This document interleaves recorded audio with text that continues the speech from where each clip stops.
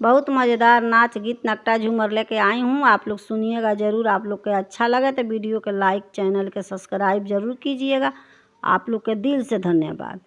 अरे बेग लटका के कहाँ जालू हो भौजी, बड़ा गरालू, बड़ा गरालू भौजी, बड़ा गरालू, बड़ा गरालू भौजी, बड़ा गरालू। अरे बेग लटका के कहाँ जालू हो भौजी, बड़ा गरालू, बड़ा गरालू भौजी, बड़ा गरालू, बड़ा गरालू भौजी, बड़ा गरालू। अरे बेग लटका के कहाँ जालू हो भौजी, बड़ा गरालू। अरे बेग लटका के कहाँ जालू हो भौजी, बड़ा गरालू।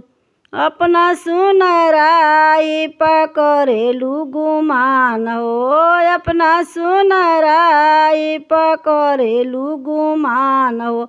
लगौले ओठ लालू बाड़ू मारताड़ू जान हो, लगौले ओठ लाली बाड़ू मारताड़ू जान हो। अपना सुनराई पकड़ेलू गुमान हो, अपना सुनराई पकड़ेलू गुमान हो। लगौले ओठ लाली बाड़ू मारताड़ू जान हो, लगौले ओठ लाली बाड़ू मारताड़ू जान हो।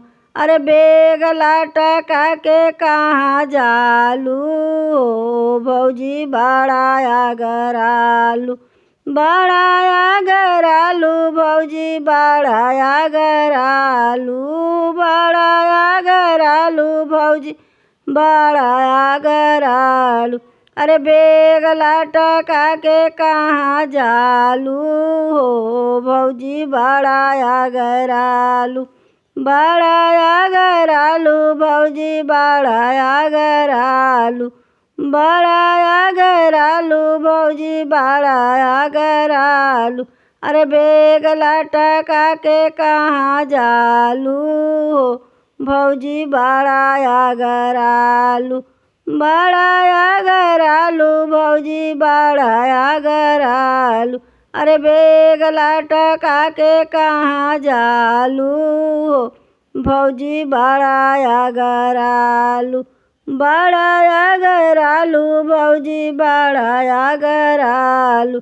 अरे बेग लटका के कहाँ जालू हो भौजी, बड़ा गरालू, बड़ा गरालू भौजी, बड़ा गरालू। अरे बेग लटका के कहाँ जालू हो भौजी, बड़ा गरालू।